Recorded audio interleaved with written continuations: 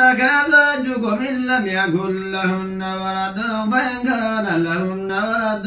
فلكم الربع مما تركن من بعد وصية يوصين بها أو دين ولهن الربع مما تركتم إن لم يكن لكم ولد فإن كان لكم ولد فلهن الثمر مما تركتم من بعد وصية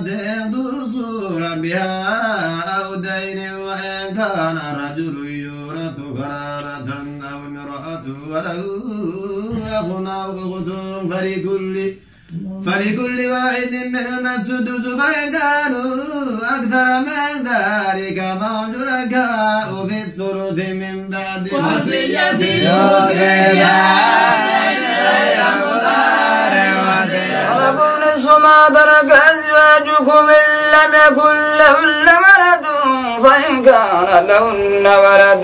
فلكم الربع مما تركن من بعد وصية يوصين بها أو دين ولهن الربع مما تركتم إن لم يكن لكم ولد فإن كان لكم ولد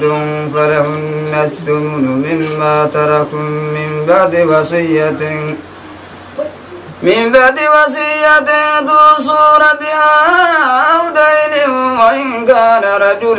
يورث كلالة أو امرأة وله أخ أو أخت فلكل واحد منهما السدس فإن كانوا أكثر من ذلك فهم شركاء في الثلث من بعد